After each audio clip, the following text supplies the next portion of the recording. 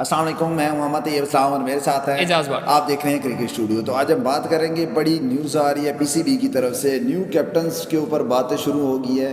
उस पर बात करेंगे कि कौन आ रहा है, किन के नाम सामने आ रहे हैं कि ये प्लेयर कैप्टन बन सकते हैं, उस पर बात करेंगे। दूसरे नंबर पर बात करें कि इंजरीज अभी तक पीछा नहीं छोड़ी। पाकिस्तान, इंडिया, एक दो और टीम्स के बड़े खिलाड़ी हैं, उनके कुछ अपडेट आ रही है इंजरीज पर, उस पर बात करेंगे। लास्ट पे बात करेंगे कि इंडिया की एक जो ब्रेक उन्हें अजीब सी मिल गई है, पहली बार मैंने देखा है वर्ल्ड कप में इस तरह का हुआ हो, तो इंडिया को उस तरह का कोई रिलीफ दिया गया, उस पर बात करते हैं।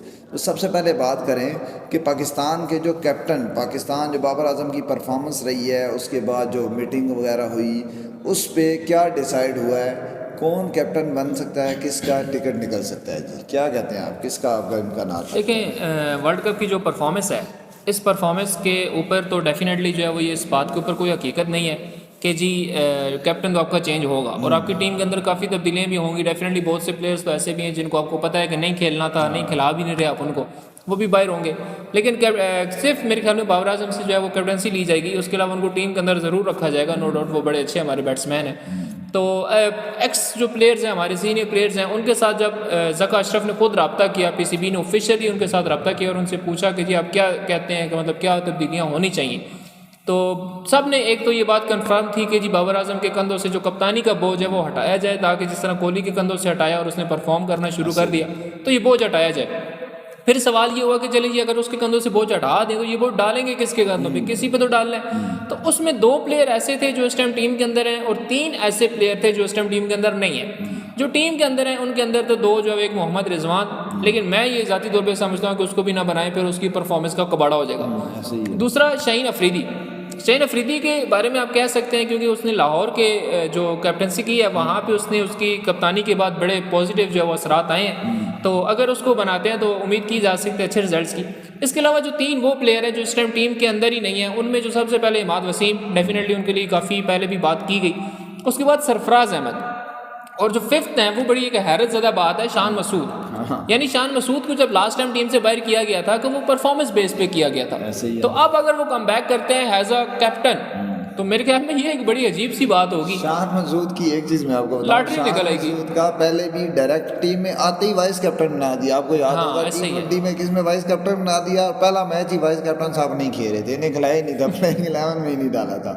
तो एक चीज जो कि कंफर्म है कि शान मसूद की एक बड़ी पर वो है जी सिफारिश, एक बड़ी सिफारिश भी एक इसकी बड़ी है, एक एस के जो फादर हैं वो किसी बड़ी जगह पे हैं यहाँ पे, और सिर्फ ये नहीं है कि हम कहें कि वो है, तो इसी वजह से खुद हालांकि अच्छा प्लेयर है, मैं खुद अच्छा नीचे लेवल पे परफॉर्म भी करता है, बहुत परफॉर्म किया उसने, 50+ की एवरेज है, बहुत सारे उसके 120+ उसकी सेंचुरीज हैं, वो नहीं है। और फिटनेस पर मैंने सुना है कहीं वो पूछते हैं तो वो कहते हैं सबसे ज़्यादा जो ट्रेनिंग करता है जो आपका शान मसूद करता है, तो मतलब बहुत हार्ड वर्किंग खिलाड़ी है, वो बात ठीक है। लेकिन हमने इंटरनेशनल की परफॉर्मेंस, इंटरनेशनल पे कितना एवरेज रही है वो देखी जाती है, और इसके मेरे मुताबिक तो सबसे इन सारों में बेस्ट मुझे इमाद वसीम ऑप्शन लगती है।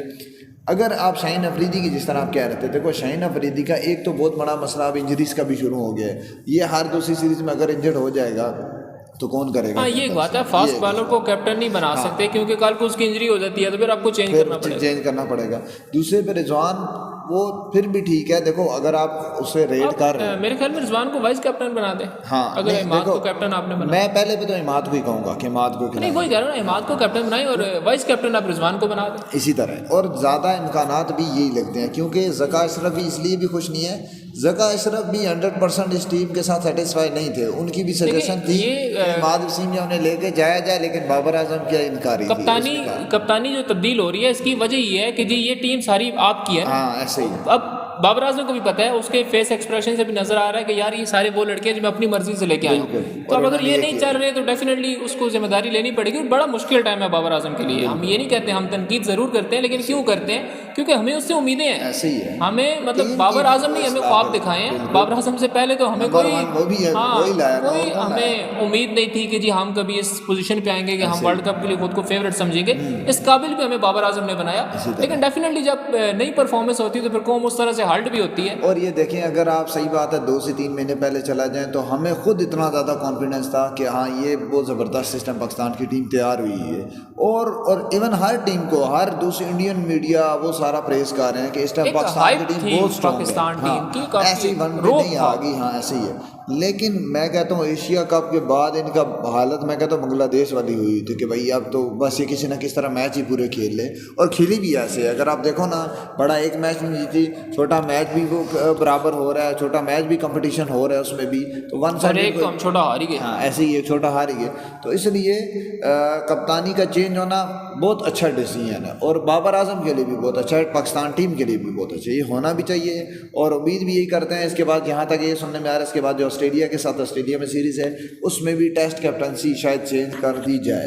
कोई पता नहीं है कि वो, अब 3 नाम, आपको एक चीज़ ये भी बता दूँ, 3 नाम भी आ रहे हैं। सरफराज को टेस्ट का कप्तान भी किया जा रहा है क्योंकि टेस्ट में परफॉर्मेंसेस उसकी अच्छी हैं। हाँ। और T20 में कप्तान जो कह रहे हैं वो शाहीन को कर रहे हैं, मतलब कि शॉर्ट लिस्ट वनडे में इमाद वसीम। हाँ, तो ये मतलब तीनों की इकट्ठी जिसकी जाने का वो हो गया, इतना आवाम भी तपी है और सारे तपे हैं।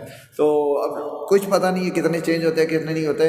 पाकिस्तान के पास अब परसों मौका है, वर्ल्ड कप में अभी भी है, 4 मैच अगर अच्छा खेल के तो फिर शायद कोई एक आध की बच जाए इसकी, अदरवाइज तो मुझे नहीं लगता कि बचे। लेकिन अगर मैं अगले मैच की बात करूं, पाकिस्तान वर्सेस साउथ अफ्रीका, और अगर साउथ अफ्रीका के रिकॉर्ड देखें तो साउथ अफ्रीका की एक चीज़ जो बड़ी कंसिस्टेंट रही है, और वो उनकी हाई स्कोरिंग मैचेस हैं। मतलब उन्होंने जब उनको पहली बैटिंग मिली ना, तो उन्होंने 350 से नीचे रुकने को नाम नहीं लिया। इसी तरह 399 मारा, 382 मारा, 360 समथिंग मारा।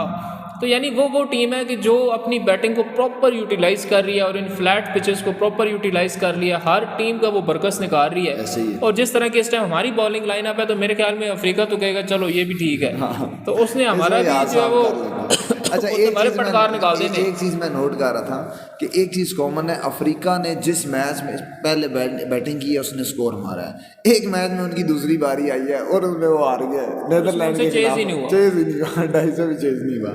तो ये चीज़ है, ये चीज़ नज़र में रखेंगे, ये पाकिस्तान टीम भी ये चीज़ नज़र में रखेगी।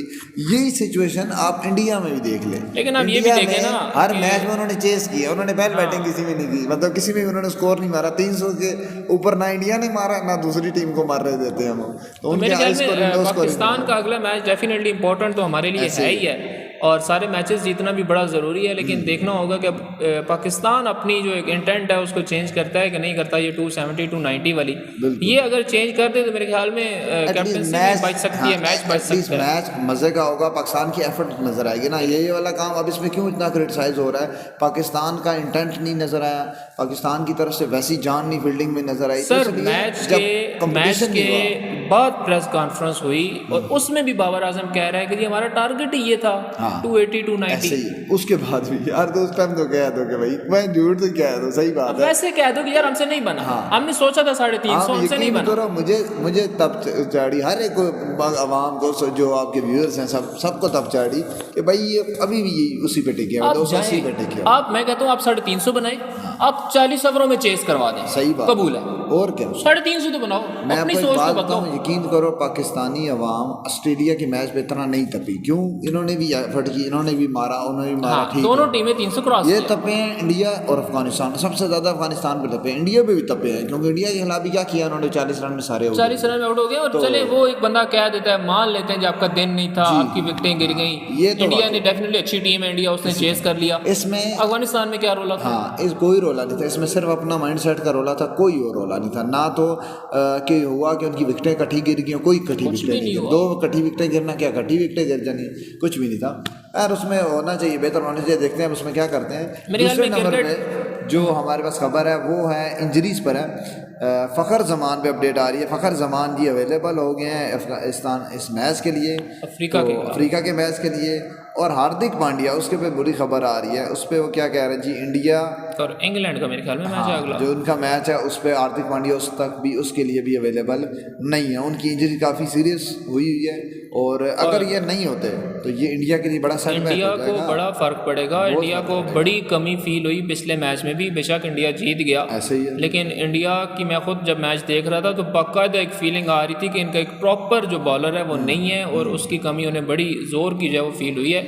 वो होना चाहिए था, स्पेशली जब बैटिंग के अंदर भी बारी आई तो उस टाइम भी जो है वो मेरे ख्याल में हाँ जी, ज़रूरत अगर पड़ जाती तो बहुत मसला हार्दिक हुआ है। पांड्या का कवर जो है वो कोई नहीं कर मैं सकता था। आपको एक चीज़ बताऊं, ये वही बात है, कोहली टिक गया था वरना मैच इंडिया गया हाँ, था। वरना मैच तो निकल गया था। मैच निकल गया था, जडेजा आ गया था। जडेजा भी उस तरह से हिटिंग नहीं कर सकता जिस तरह से, जाहिर सी बात है, हार्दिक नहीं, पांड्या कर सकता है। वो हार्दिक पांड्या उसका मतलब बेस्ट हिटर है, उनकी टीम का सबसे बेस्ट हिटर है हम हार्दिक पांड्या या रोहित शर्मा। और इसके अलावा केन विलियमसन वो बेचारा भी जो है वो इंजर्ड है, हाथ लेके बैठा हुआ वो भी कब से। उसके साथ तो अब वो वैसे भी बड़ी अल्लाह करे कहीं सेमीफाइनल फाइनल में, अगर सेमीफाइनल में तो चले न्यूजीलैंड पहुंच ही चले जाएंगे ना, गए, हमारा तो रोल है। अगर फाइनल में भी न्यूजीलैंड चला जाता है या सेमीफाइनल में भी, अल्लाह करे केन विलियमसन अवेलेबल हो, डेफिनेटली वो उनका मेन प्लेयर है। हम यही चाहते हैं कि हर टीम के पास उसके बेस्ट प्लेयर हो, तगड़ा मैच हो, दोनों फाइट हो, देखने वालों को एटलीस्ट मज़ा आना चाहिए। जीतेगा डेफिनेटली कप, एक ही टीम जीतेगी, लेकिन मैचेस ऐसे हों कि आपका क्राउड जो है वो आपसे खुश हो। जैसे आप ऑस्ट्रेलिया का मैच आ रहे हैं तो हमें कोई नहीं था, आप लड़े हैं, हमें मज़ा आया खेल के, कोई मज़ा नहीं।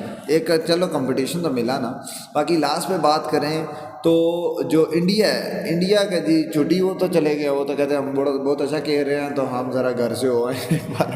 इंडिया की टीम को बाकी है जी 5 मैचों के बाद जो है वो, क्योंकि उनका मैच काफ़ी दूर था 29 को, अब तो तकरीबन उनके पास बीच में मेरे ख्याल में 8-9 दिन थे, तो उनको जो है वो 2-3 दिन की कोई छुट्टी दे दी है बोर्ड ने कि जी आप जाएं, क्योंकि आप अपने कंट्री के अंदर हैं तो आप इजीली अपने शहरों के अंदर जाके 1-2 दिन के लिए कर सकते हैं। और उनमें कैप्टन शर्मा, कोहली, सब जो है ना वो, शुभमन गिल भी, और सब मतलब चले गए हैं। ये अगर आप इंडिया इंग्लैंड से हार कर फिर देखना जो उन्हें को कहेगी कि घर से पता नहीं क्या खा के तो मेरे ख्याल में ठीक है, इंडिया तो अभी रिलैक्स है, उसको कोई इतनी टेंशन नहीं है। 3 टीमें तो कंफर्म है, पाकिस्तान ऑस्ट्रेलिया के दरमियान कंपटीशन है कि अब चौथी टीम जो है वो कौन सी होगी। वो जुम्मे को क्लियर हो जाएगा, वो जुम्मे को हम ऑस्ट्रेलिया को भेज देंगे वापस घर।